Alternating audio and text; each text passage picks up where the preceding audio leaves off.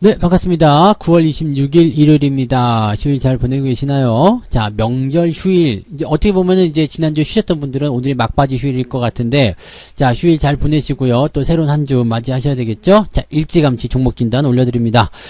자, 오늘은요, 오징어 게임. 야, 뭐 난리가 났죠. 뭐 전 세계적으로 막 세계 1등, 뭐 이런 얘기가 나왔는데, 이 오징어 게임과 관련된 종목들 알아봅니다. 쇼박스, 버킷 스튜디오, 우리들 휴브레인이 준비가 되어 있고요. 자, 그 다음에 종전산업 관련한 부분들, 어제도 살짝 진단을 좀 해드렸는데, 추가적인 종목 진단들 또 나가도록 하겠습니다. 아난티와 현대 엘리베이, 대아TI, 이렇게 세 종목 준비가 되어 있네요. 자, 바로, 오징어 게임 관련한 종목부터 알아보도록 하겠습니다. 자, 쇼박스 봐야 되겠죠? 쇼박스. 우리가 영화 볼 때마다 항상 보는 거 있죠? 뭐, 공 튀어나와가지고, 쇼박스, 뭐 그런 거 있죠? 그게 이제 쇼박스인데, 이게 원래 이제 미디어 플렉스라는 기업이었어요. 그래서 이름이 이제 이걸로 전환이 됐죠? 자, 어쨌건 이제 이 쇼박스는 지금 오징어 게임 때문에 주가가 상승하는 모습인데, 이 오징어 게임을 제작한 제작사가 사이런 픽처스라는 회사인데요. 이 회사에 10억 원을 투자했다라고 되어 있습니다. 10억 원을 투자했다. 뭐 그다지 대단히 많은 금액은 아닙니다. 그렇기 때문에 뭐 이제 대단한 어떤 상승을 바라기는 좀 어려울 것 같긴 한데요. 그럼에도 불구하고 일단은 오징어 게임이 워낙 잘 나가고 그다음에 시즌 2, 시즌 3 이런 것들에 대한 또 기대감도 커지고 있는 상태이기 때문에 거기에 대한 그런 어떤 시너지를 받아들이고 있는 것 같습니다. 현재로서는 일단 어느 정도 막바지 다가온 것 같아요. 기관들은 매수하고 외국인들은 매도를 하는 모습이 나타났는데 외국인이 매도를 했다라는 것만으로도 일단은 차익 실현이 들어가고 있다는 얘기가 좀 되는 겁니다. 그리고 이 테마가 붙었기 때문에 개인들이 많이 들어왔을 거예요. 만약에 기관들이 팔아먹기 시작하는 상황이 벌어지게 된다면 부담이 좀 커질 수 있는 상태가 좀 되겠습니다. 그래서 지금 현재 시점에서는 일단 차익 실현을 조금 고민해 볼 필요가 있지 않을까 생각됩니다. 규모 자체가 크지 않기 때문에요. 이 10억 원에 대한 어떤 투자 규모를 가지고서 주가가 크게 상승할 수 있다. 조금 애매한 부분이에요. 그러니까 뭐 수익이 나는 건 좋겠습니다만 또는 이제 관련주를 엮이는 건 좋겠습니다만 투자 규모가 크지 않다라는 부분들은 우리가 꼭 한번 고민해 볼 필요가 있겠습니다. 뭐 쇼박스에서 진행하는 뭐 다른 어떤 상황에서의 어떤 포지션은 모르겠지만 이 오징어 게임과 관련된 부분에서 쇼박스는 재료가 조금 약하다 보셔야 되겠죠. 그래서 아마도 이제 월요일날 같은 경우 만약에 보합 수준이 나온다거나 더 올라가지 못한 상황이 벌어지게 되면 그 즉시 차익 실현을 들어가시면 될 것 같고요. 급등을 또 연결해서 올라간다고 하더라도 6,500원대 이상이라면 상관없습니다만 6,500원을 깨고 내려가는 상황이 벌어졌다라고 한다면 매도 의견 보시는 게 좋겠습니다. 그리고 이 종목은 신규 접근 들어가시면 상당히 부담스러울 것 같다 생각되니까 꼭 참고하시면 좋을 것 같아요. 네. 자, 그 다음에 버킷 스튜디오 한번 볼게요. 버킷 스튜디오. 자, 이 버킷 스튜디오는 상한가입니다. 전날도 상한가, 그 다음에 금요일날도 상한가, 아주 상상을 가고 있는데 요거는 직접적인 관련이 좀 있어요. 그리고 이 쇼박스와는 좀 다른 부분이 뭐냐면, 이 버킷 스튜디오 같은 경우는 지금 아티스트 컴퍼니의 대주주로 되어 있습니다. 아티스트 컴퍼니의 대주주로 지분을 15% 정도 가지고 있는데, 이 아티스트 컴퍼니가 배우 이정재와 정우성이 공동으로 설립한 엔터테인먼트 회사다라고 되어 있습니다. 여기 지금 배우 이정재가 대표란 말이에요. 이정재 씨가 대표인데, 이 이정재 씨가 바로 이 오징어 게임의 주연으로 들어갔죠. 자, 이게 핵심이에요. 그러니까 이 부분만 본다라면 요거는 직접적인 연관이 있어요. 왜냐면 이쪽에 지분 15%를 보유하고 있다. 이것은 이 아티스트 컴퍼니의 덩치가 더 커졌을 경우에 거기서 나타나는 지분법 이익이 크게 들어올 수 있는 부분이거든요. 그렇기 때문에 요건 쇼박스와 좀 다르게 직접적인 포인트가 되는 거죠. 쇼박스는 아까도 말씀드렸듯이 10억 원에 대한 투자에 대한 어떤 수익만 볼 수 있는 부분이지만 요거는 지금 15% 지분이에요. 그러니까 요거는 덩치가 상당히 다를 수 있다는 얘기가 되는 거겠죠. 그러니까 요런 포인트라고 생각하시면 될 것 같고요. 이렇게 뭐 전 세계 1등이 되었다 뭐 이런 식으로 되었다라는 부분들은 뭐 긍정적인 글로벌 2등인가요? 지금 미국에서는 좀 1등이에요. 넷플릭스 쪽으로 해가지고 미국에서는 1등이 좀 됐고요. 지금 이 부분만 본다라면 긍정적으로 우리가 보실 수 있을 것 같아요. 전 세계 순위에서는 지금 2등으로 되어 있네요. 그러니까 지금 어떻게 보면은 이 드라마가 굉장히 신선한 충격을 가져왔고 굉장히 이제 어떤 신드롬을 일으킬 수 있는 그런 어떤 자세가 되었다라고 좀 보시면 될 것 같죠. 이 정도라면 추가 상승이 좀 가능하지 않겠나 생각이 됩니다. 매수 강하게 들어왔고요. 그 다음에 지금 370만 주나 들어가 있어요. 370만 주라면은 상당한 수준의 그런 잔량이라고 보시면 되겠습니다. 아마 추가 상승 가능해 보입니다. 신규 조건은 못 따라가겠지만 추가 상승 가능해 보이니까요. 그대로 홀딩 하시면 되겠습니다. 당장 밀릴 것 같지 않아요. 그래서 이 종목은 그냥 홀딩 전략으로만 보시면 좋지 않을까 생각되니까 쇼박사는 조금 다르게요. 이 종목을 조금 더 강하게 상황을 보시는 게 유리할 것 같습니다. 네. 자, 그 다음에 보실 종목이 우리들 휴브레인입니다. 이거는 뭔데요? 라고 얘기하실 것 같긴 한데 이것도 이제 오징어 게임 관련주이긴 합니다. 이 종목은 이제 뭐 그냥 별거 없는 기업이에요. 그냥 뭐 뭐랄까 종합 메디컬 선도 기업 뭐 이렇게 되어 있고 실적 개선을 좀 이뤄내야 되겠다. 그래서 최근에 실적도 많이 좋아지고 저평가되어 있는 모습도 보여주고 있습니다. 근데 추세가 완전 엉망이죠. 뭐 이런 종목이 다 있어. 그리고 이거 예전에 대선 테마주 한번 엮였었던 부분이 있었습니다. 그래서 크게 상승했다가 뚝 떨어지는 모습이 보여졌죠. 그러니까 이건 대선이 끝나고 나서 망한 그런 케이스이긴 한데 이 종목이 지금 다시 주목을 받고 5%대 상승하고 있는 이유는 뭐냐면 이 버키 스튜디오에게 이제 투자를 했다는 이야기예요. 그러니까 버키 스튜디오가 이제 시비를 발행을 했었는데 이 버키 스튜디오에 100억 원 이 시비를 이제 투자를 한 거예요. 근데 최근에 이제 주가가 막 올라갔잖아요. 버키 스튜디오 주가가 막 올라가니까 이 시비에 대한 평가 이익이 159억 원으로 올라갔습니다. 즉 59억 원을 번 거예요. 50% 이상을 59% 번 거죠. 59%의 차익 실현이 나온 거예요. 59억 원을 벌어들인 겁니다. 또 이것뿐만 아니라 뭐 지금 보면 진단키트 기업 이쪽에 투자한 부분도 좀 있었고요. 그 다음에 뭐 에이프로젠 이런 기업에도 투자한 부분이 있었고, 그러니까 투자를 많이 했어요. 투자를 많이 해가지고 거기서 얻어들인 수익에 대한 포인트를 보니까 269억 원 정도 된다.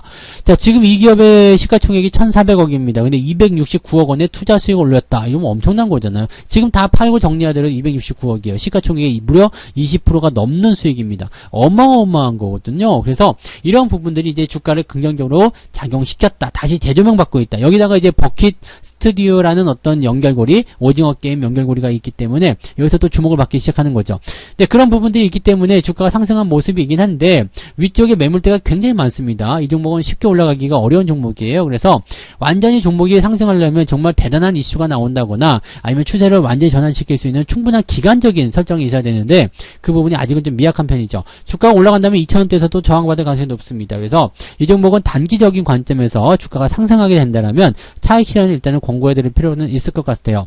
다만 난 이 종목 저점 잡는 거 일단 봐야 되겠고 긍정적으로 보고 있다. 앞으로 계속 좋아지는 기업인데 난 팔고 싶지 않다 라고 생각하시는 분들은 저항 때는 2,000원대는 나와 있지만 또 올라갔다 내려갔다 하면서 저점을 잡아가는 상황이 나타날 수도 있거든요. 그래서 일단 상승 이후에 1,800원대 지지라인대 형성이 된다라면 일단 홀딩하셔도 괜찮을 것 같기는 합니다.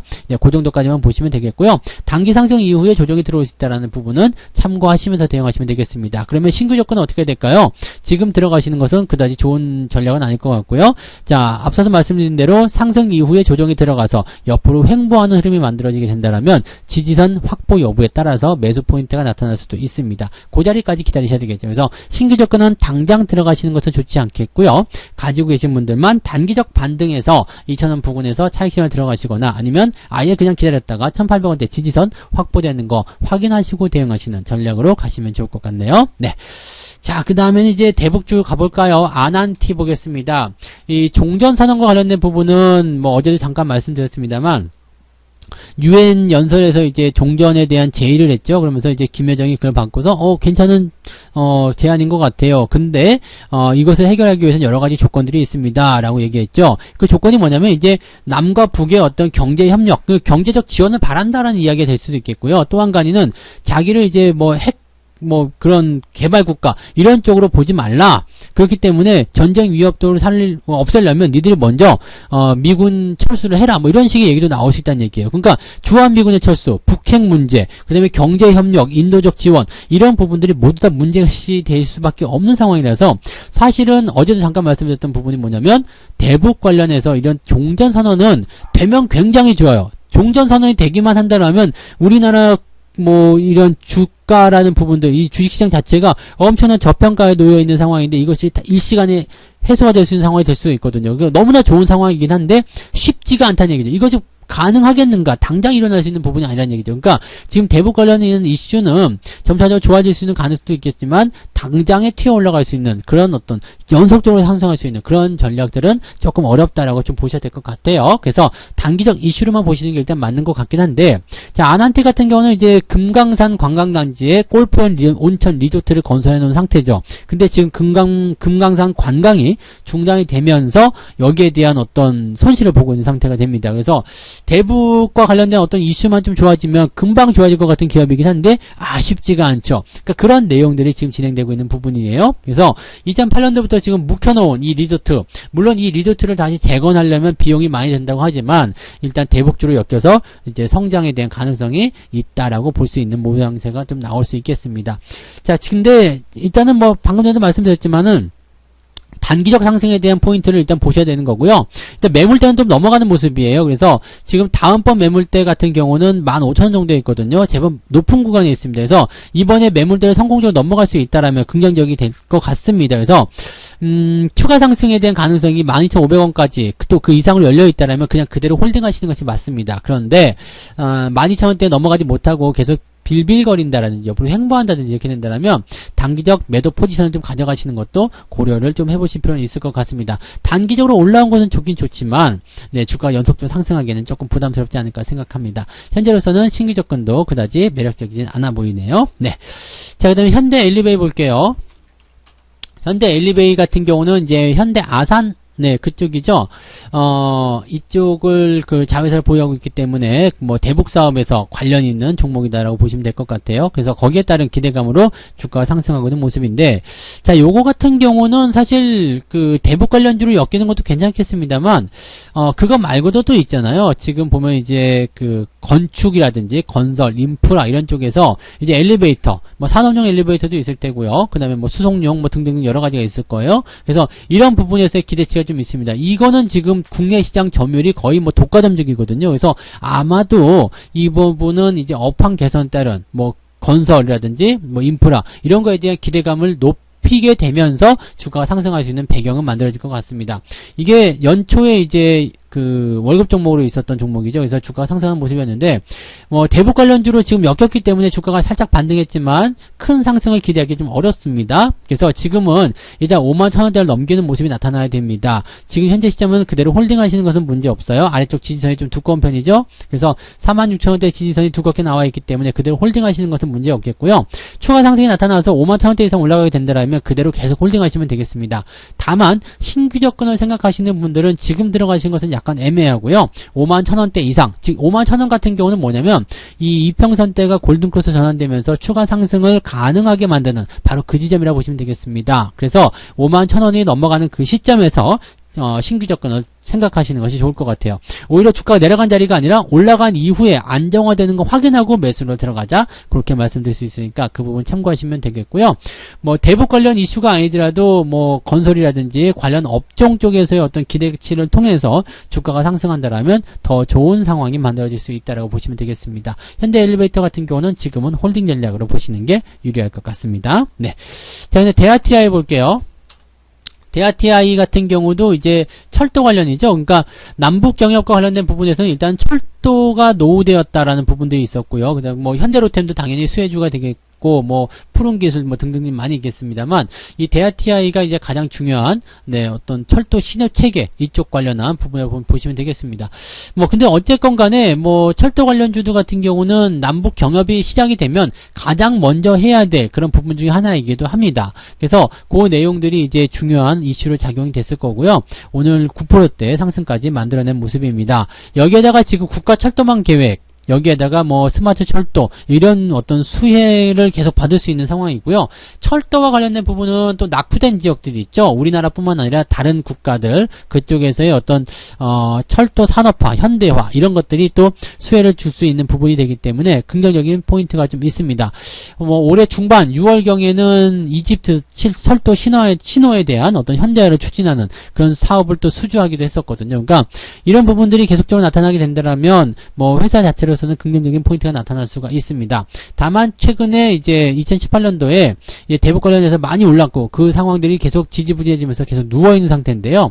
뭐 특별히 나쁘지 않습니다. 일단 가격대가 6,000원대로 이제 평가를 받는 상황이 되어버렸기 때문에 긍정적인 상황이 좀 진행이 될 거다라고 볼 수는 있겠습니다만 대북 이슈가 확실하게 진전성을 보이지 않는다라면 매수가 공격적으로 들어오지는 않습니다. 그래서 이 부분에 대해서는 대북 이슈로만 본다면 조금 부담되는 내용이 많을 거예요. 자, 지금 위쪽 저항대가 굉장히 많습니다. 7,200원부터 8,000원까지 저항대가 넓게 퍼져 있는 상황이기 때문에 아마 주가가 추가적으로 상승하게 된다면 차익 실현에 대한 관점이 계속 나올 것 같아요. 그러니까 지난 7월 말에서 8월 달에 나타난 형태처럼 단기 상승 이후에 옆으로 누웠다가 주가가 다시 떨어지는 그런 형태로 갈 가능성이 높기 때문에 7,000원대에서 막힌다 그런 느낌을 받게 된다면 차익 실현 들어가시는 것이 굉장히 유리할 것 같습니다. 현재 맥시멈 7,500원대를 넘어가는 시점이 이제 이 종목이 상승을 계속 유지할 수 있는 그런 포인트가 될 것 같긴 한데요.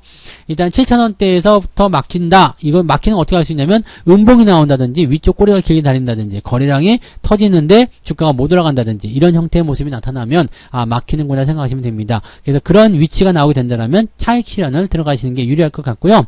신규 접근은 지금은 그렇게 좋지 않아요. 그렇다고 뭐 나쁘지도 않습니다만 나는 꼭 이걸 사야 되겠다 생각하시는 분들은 62선에 대놓고 사시는 게 좋습니다. 6,400원 정도 권장을 해드리고요. 조금 더 관망하시고 권장해드립니다. 일단 횡보가 길어지고 있는 상태이기 때문에 이 부분이 좀 해소가 된 다음에 대응하시는 게 맞을 것 같아요. 그래서 매수를 그래도 꼭 하시겠다면 6,400원 정도로 권장해 드리고요. 그렇지 않다면 조금 더 여유 있게 바라보시면서 대응하실 것을 좀 추천을 해드리도록 하겠습니다. 가지고 계신 분들은 7,000원대 넘길 수 있는지 가벼운지 무거운지를 꼭 확인하시고 홀딩 전략을 유지하시면 좋을 것 같네요. 네. 자, 이렇게 해서 오늘 6종목 준비를 해드렸습니다. 쇼박스, 버킷 스튜디오, 우리들 휴브레인, 아난티, 현대엘리베이, 대하TI까지 진단해드렸고요. 자, 남은 휴일 잘 보내시고요. 자, 이제 새로운 충전을 하면서 또 다음 주 이제 새로운 한 주를 또 기대하시면 되겠습니다. 자, 9월의 마지막 주간이기 때문에 뭐 시장 자체는 좀 가볍게 움직일 가능성이 높아요. 그러니까 그런 기대감을 가지고 이번 주일 잘 즐기시고요. 네, 9월의 마지막 일요일이니까 잘 즐기시고 또 월요일 날 새로운 마음으로 대응하시면 되겠습니다. 월요일 아침에는 무료 방송이 진행됩니다. 월요일 아침 무료 방송도 늦지 않게 오시기 바랍니다. 저는 종목 진단 여기서 마치도록 할게요. 고맙습니다. 본 방송에서 제공되는 모든 정보는 투자 판단의 참고 자료이며 투자의 최종 책임은 본 방송을 이용하는 본인에게 있습니다.